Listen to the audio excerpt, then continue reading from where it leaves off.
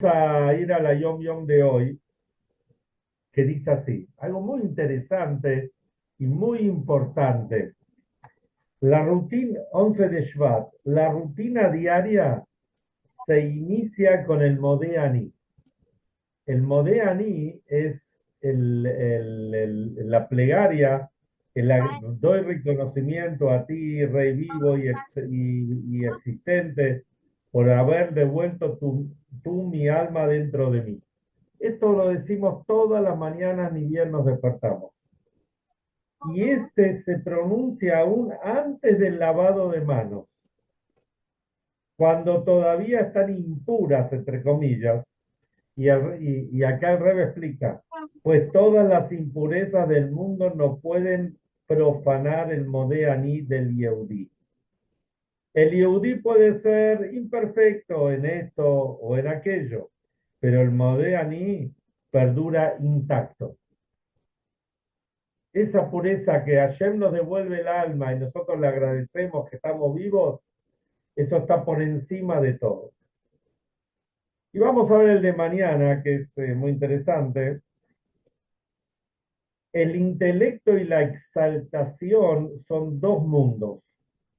Un mundo frío y sereno y un mundo hirviente e impetuoso. O sea, el intelecto es frío y sereno, calmo. El tipo que es intelectual, la persona que es intelectual por lo general es no es obligatorio, pero por lo general es frío, sereno. Y el que es exaltado está hirviendo, fervoroso, impetuoso. Entonces dice acá la Yom Yom de mañana, el esfuerzo que se espera del hombre es que los combine convirtiéndolos en uno. Acá no estamos hablando de rasgos negativos, sino de rasgos que tenemos. Y en realidad tenemos que utilizarlos a ambos en función de servir a Shem. En ese momento, la impetuosidad se convierte en aspiración y el intelecto en guía para una vida de servicio y acción práctica. Porque si vamos solamente con el fervor, con la exaltación, no podemos chocar, no podemos caer, Hazbe Shalom. Hay gente que es muy impetuosa y hay que hacer algo y no mira lo que hay, por ahí se cae, se resbala, o por ahí tiene que hacer un negocio y es medio atolondrado, fue, lo hizo mal. Por eso tenemos que, pero es un buen rasgo, es algo bueno estar exaltado, poner el fervor, poner las ganas, pero hay que poner el intelecto. ¿Por qué? Porque el intelecto es el que nos guía, el que nos modera, que nos va, no, lo que nos va llevando. Entonces, entre ambos logramos hacer algo fabuloso para hacer de este mundo una morada para Hashem como corresponde. Hoy vamos a detenernos en algo muy interesante. Algo muy interesante que no todo el mundo conoce. Y, y es un buen momento para hablarlo ahora. Y también, obviamente, sacar la enseñanza. Porque lo importante no es la historia en sí, la historia puede ser interesante, pero lo más importante es lo que sacamos, lo que extraemos de esto, lo que nos queda. En las Parshiot, desde que comenzó, más aún, desde que Yosef bajó a Egipto, y antes todavía también, la Torá nombra muchas veces a Paró, al faraón. Y ni que hablar estas últimas Parshiot, las cuatro primeras parshiot del libro de Shemot, del segundo libro de la Torá, del libro del Éxodo, se la pasa hablando del faraón, ¿no es cierto? De la lucha entre Moshe y el faraón, que Moshe le lleva el mensaje de Hashem, que el faraón no quiere aceptarlo y el faraón esclaviza al pueblo y el faraón se hace cada vez peor. Y por más que le vienen las plagas, Hashem le endurece el corazón y el tipo sigue en la suya sin dejar salir al pueblo. Viene la Payá esta semana Y como hemos hablado, está en la parsha de Kriyat Yamsuf, de cuando se abrió el mar de los juncos, cuando se abrió el pueblo de Israel pasó por digamos, por el mar en lo seco, y el faraón con los egipcios quedaron ahí. Pero ahora vamos a ver bien el detalle. Hubo 10 plagas. La 10ª plaga era la plaga de la muerte de los primogénitos. El faraón era primogénito. La pregunta es, ¿por qué no se murió el faraón ahí? Si Hashem dijo que va a matar a todos, ¿por qué no se murió? Entonces la respuesta es para que él vea los milagros que hubo cuando se cruzó el mar. Pero ¿qué pasó después con el faraón? ¿Se murió o no se murió en el mar? Porque en ningún lado dice que se murió. Lo que sí dice la Torá, que ahí puede ser un indicio que el faraón se murió, que dice que lo nishar adejat, no quedó ni uno. Si decimos no quedó ni uno, especialmente en el hebreo, tiene dos interpretaciones. No quedó ni uno, quiere decir que no quedó nadie. Pero no quedó ni uno, quiere decir que uno sí quedó. ¿Y quién es el que quedó? El faraón. Una de las explicaciones es por qué quedó el faraón, para que alguien lo cuente, si no, ¿quién lo iba a contar? Si no, no nos iban a creer. Así hubo uno de Egipto que quedó y ese fue el que contó. Pero ¿qué pasó con el faraón? Porque la Torá después no nos cuenta nada del faraón. La Torá escrita, digamos, ¿no es cierto? Lo literal. Y acá vamos a un midrash. Hay un midrash que se llama Pirkei de Rabbi Eliezer. Pirkei de Rabbi Eliezer lo escribió uno de los más grandes sabios de la Mishnah, que se llamaba Rabbi Eliezer ben Orkenus. Lo encontramos en Pirkei Avot y en distintos lugares. ¿Qué dice Rabbi Eliezer ben Orkenus? Ahora enseguida vamos a hablar un poquito de la historia.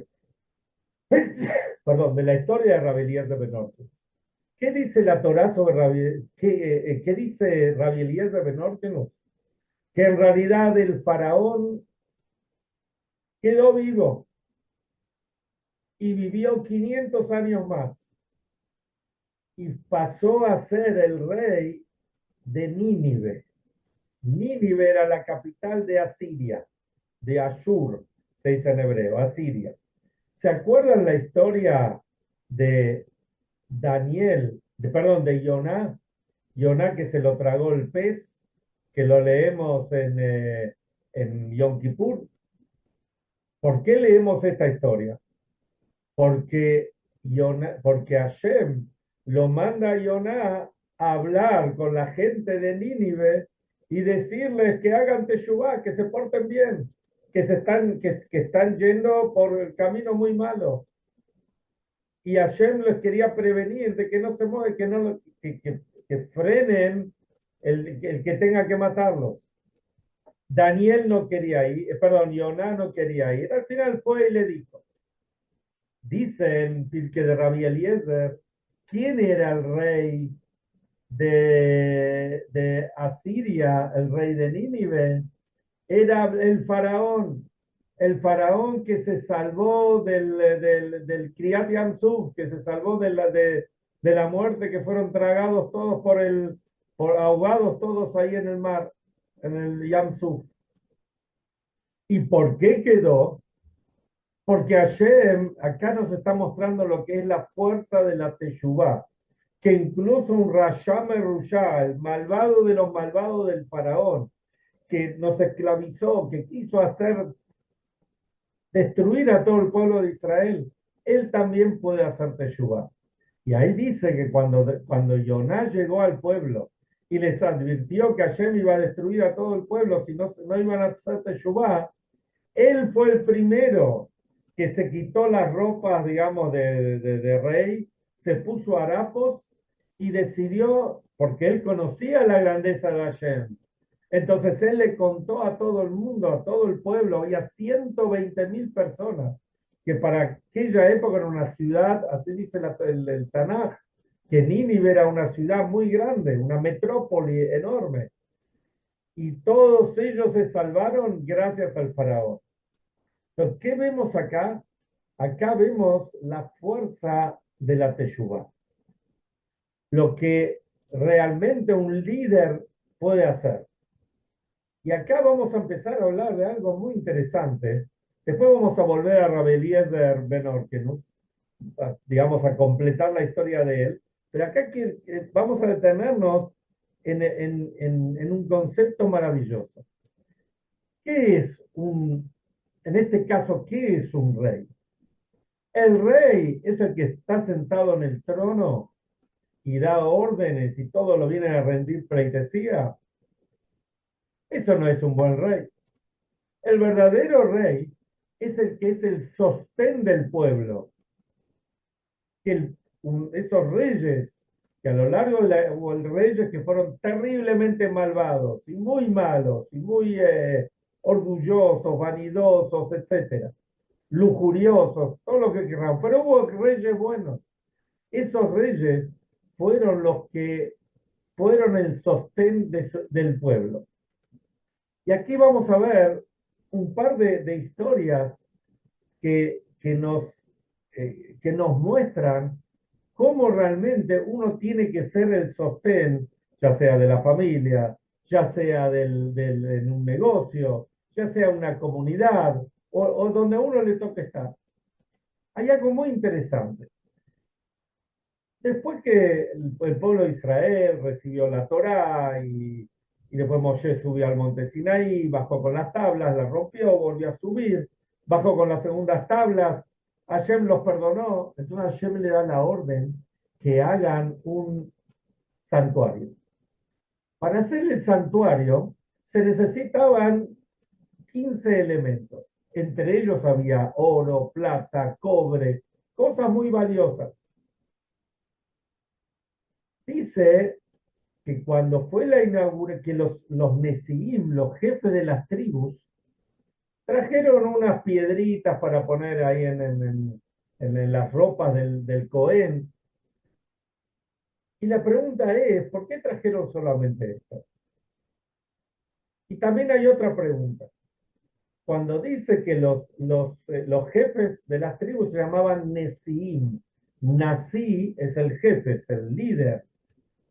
Nesiim es en plural.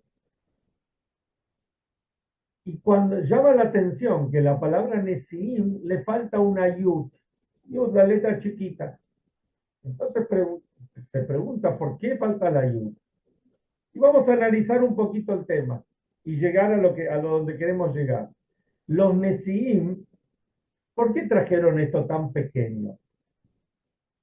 Y la respuesta es, porque ellos pensaron lo siguiente, que el pueblo traiga todo lo que tiene que traer. Y lo que falta lo vamos a poner nosotros. Como en realidad el pueblo trajo más de lo que hacía falta, hasta tal punto que Moshe les tuvo que decir, paren, no traigan más, es suficiente. Entonces ellos se quedaron casi, no tenían lo que traer, entonces trajeron ahí unas piedritas que no vamos a analizarlo ahora. Entonces, ¿cuál fue el error de los Nesiim? El error de los Nesiim es que ellos no supieron cumplir con su rol. Nasi no solamente es el líder, Nasi viene de la palabra nasó, de elevar, de ser el sostén. Ellos no confiaron en la gente, que la gente va a traer todo lo que había que traer. Ellos dijeron, bueno, lo que falte lo traemos nosotros. A ellos les faltó esa confianza que tenían que tener en los miembros de sus tribus, de sus shvatim, shvatim son tribus, para estar seguros de que ellos van a traer lo que hay que traer. Y justamente la yud, la letra yud representa jochma, representa la sabiduría. La sabiduría es algo chiquito, como la yud, es algo que viene así de repente. Eso representa el pensamiento de la persona. no tuvieron el pensamiento adecuado. O sea, ellos tuvieron un buen pensamiento. Porque por un lado dijeron, si va a faltar algo, o lo que va a faltar lo vamos a poner nosotros. No tuvieron confianza, no supieron sostener o no pudieron sostener al pueblo para elevar al pueblo y estar seguro de que el pueblo va a traer lo que tiene que traer. Miren qué interesante. En el templo móvil que había en el desierto, había unas bases. Estaban digamos, las varas, las maderas, que tenían como unas salidas y se encastraban dentro de unas bases. Y de esa forma quedaban bien parados. Había abajo y había arriba. ¿Saben cómo se dice base? ¿Cómo la Torá llama a estas bases? Adón. Y Adón quiere decir patrón. ¿Por qué el patrón se le dice Adón? Porque el patrón no es el que hace sufrir al empleado. El patrón es el que sostiene al empleado, el que lo anima a ser un mejor empleado, a crecer. Se contaba en otras épocas no tan lejanas, que por ahí todos lo hemos visto, que cuando de repente empezaba un empleado, empezaba en una empresa, empezaba de cadete, de chiquito, y llegó a un puesto elevado, y llega un momento que el muchacho dice, o el hombre este dice, bueno, me voy a abrir mi propio negocio. Entonces, el patrón no se ponía triste porque se iba, pero se sentía orgulloso de que él le dio el sostén para que esta persona pueda seguir creciendo. Y ese es el verdadero patrón. Esa es la persona que sabe y puede sostener a los demás. Se cuenta que cuando el rey David, antes de eso, cuando digamos, el rey fue que Shaul, el rey Saúl, no mató al rey de Amalek. Justamente en la pasada de esta semana dice que tenemos que borrar el recuerdo de Amalek, el primer pueblo que se enfrentó al pueblo de Israel. Entonces dice que entonces Shmuel, el profeta Shmuel, estaba triste porque se quedó sin rey, porque Shaul lo habían destronado. Entonces había que buscar a alguien que va a ser el reemplazante. Al final Shaul, después que se murió, vino David. Pero ¿cómo lo eligió a David? Hashem le dijo, andate a Betlehem, y ahí en Betlehem, buscando los hijos de Ishai, ahí vas a encontrar al futuro rey. Llega Shmuel se lo llamaba Shmuel Arroé. Él tenía una visión muy especial de las cosas, tenía una profecía, por supuesto. Cuando llega ahí, ve al hijo mayor de Ishai. Entonces, cuando llega ahí, cuando lo ve al hijo mayor que se llamaba Eliab, entonces ve que era un muchacho grandote, lindo muchacho, parecía inteligente, se lo veía bien. Entonces Shmuel dijo, este debe ser la persona que Hashem me manda. Viene Hashem y le dice, no, yo a este Eliab yo lo desprecio, yo no lo quiero a este. Entonces vino el segundo, Abinadab, y tampoco lo quiso. Y el tercero llamaba Shammai, y tampoco lo quiso. Hasta que llegó al octavo hijo, que era David. Y David fue realmente el que, el que quedó ungido como rey. Ahora, ¿por qué no lo eligió el hijo mayor? Que el hijo mayor parecía que tenía todas las condiciones para ser rey. ¿Ustedes se acuerdan la historia de David y Goliat? Más o menos por ahí vieron la película o leyeron el Tanaj, pero para contarla en síntesis, este Goliat maldecía a Hashem, se la pasó maldiciendo a Hashem y al pueblo de Israel y todos tenían miedo de enfrentarlos. Los hijos mayores de Ishai, o sea, los hermanos mayores de David, eran jefes del ejército, pero ¿quién se le atrevía a él? Y el pequeño David, que era el más chiquito, ¿él qué hacía? Él estaba pastoreando las ovejitas. Cuando David escuchó que Goliat estaba maldiciendo al pueblo, y peor, maldiciendo a Shem, dijo, yo a este lo voy a enfrentar.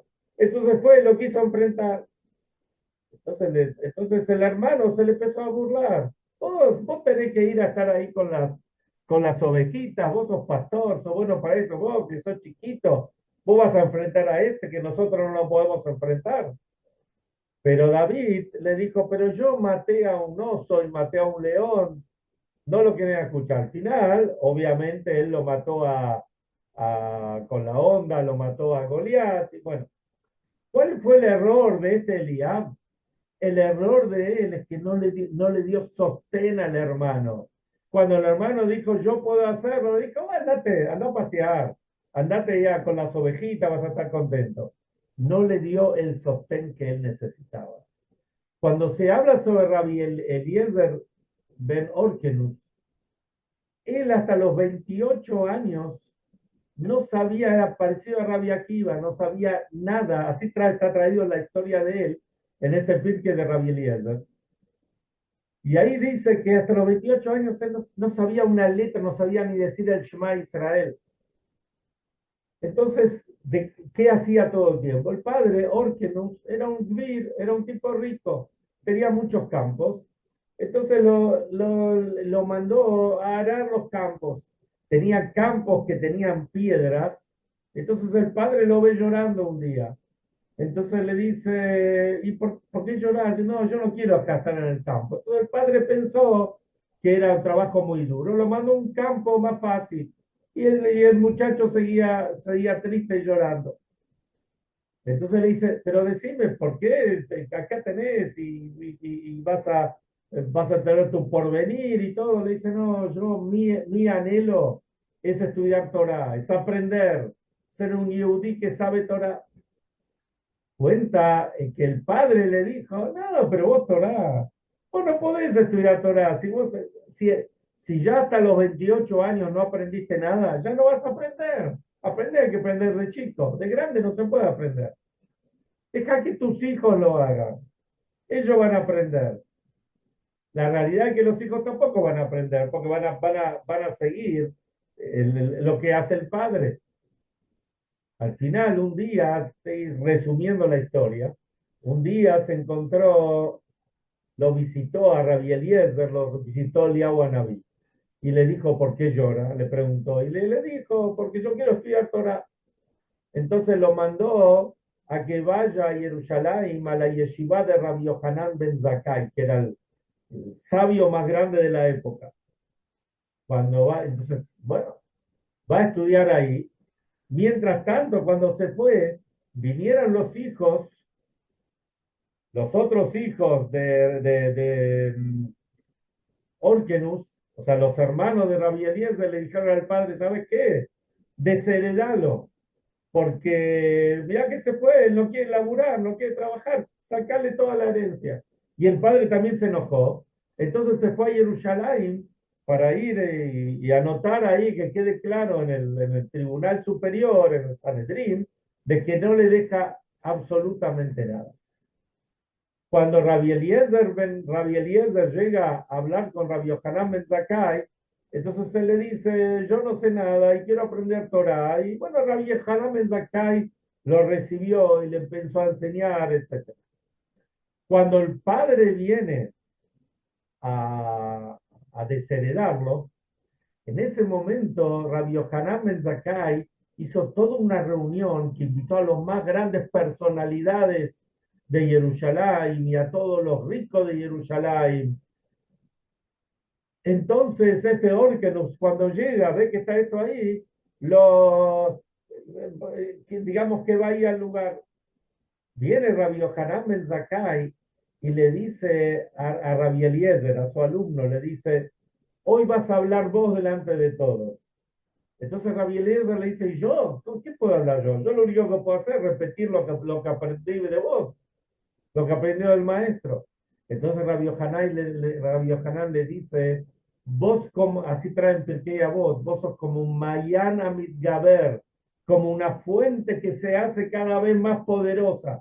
como el agua que viene, digamos, de una catarata, que antes de entrar a la catarata parece que es el río manso, y cuando cae, cae cada vez con más fuerza. Así era Rabbi Eliezer. Entonces le dijo, vos vas a hablar y vas a poder decir. Obviamente habló de una forma magistral.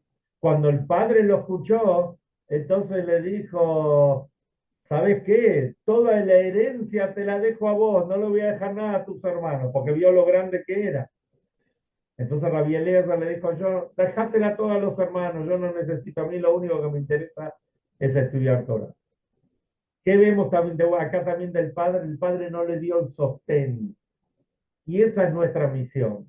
Cuando uno ve a otra persona, no es, hay un montón de historias que podemos contar. Termino con una conocida. Todos escuchamos del inventor de la lamparita, tiene más de 1000 inventos, que se llamaba Tomás Alva Edison. Él nació en Ohio, en Estados Unidos, en los 1800. Falleció en 1914. Cuando se cuenta, y así lo escuché, después lo busqué en Wikipedia y realmente está esta historia, hay cuenta que él iba a la escuela, pero como era tan mal alumno, el maestro lo mandó, pero no quería ofenderlo al chico, le hizo una notita que se le dé a la madre para que la madre no lo mande más. La madre lee la notita y el chico le dice, mamá, ¿qué dice la notita? La madre era muy inteligente. Le dijo, la notita dice que como vos sos muy inteligente, no te pueden enseñar en esa escuela. No tienen maestros para chicos tan inteligentes como vos. Y así fue como la madre le fue enseñando y llegó a ser el inventor de tantas cosas, pueden buscar en el, tanto del sonido como de la electricidad, como un montón de cosas que hoy gozamos de eso. La fuente de todo lo que gozamos lo hizo este Thomas Alva Edison. Cuentan que cuando fue más grande, encontró el papelito que había mandado el director de la escuela y ahí vio la grandeza de la madre, porque el papelito decía, señora, su hijo es un burro, no puede estudiar, lo único que hace es hacer lío, así que déjelo en la casa. Y esto también es una enseñanza para nosotros. Cuando uno ve a un chico que tal vez uno cree que no tiene las aptitudes, hay que darle el soporte, hay que sostenerlo, hay que darle el ánimo, no tirarlo a matar. Y de esa manera puede llegar a ser de los tipos más importantes, por lo más conocidos del mundo. Y Rabbi Eliezer, Rabbi Eliezer, que el padre no lo ayudó, pero al final, ¿cómo lo llama la Gemara, la Mishnah, mejor dicho? Lo llama Rabbi Eliezer Agadol, el gran Rabbi Eliezer, que fue el alumno de Rabbi Yohanan Ben Zakkai, uno de los 5 grandes alumnos de Rabbi Yohanan Ben Zakkai. Bueno, como les contaba antes, si Dios quiere, el domingo con mi señora estamos viajando a Israel para ir a visitar a mis padres.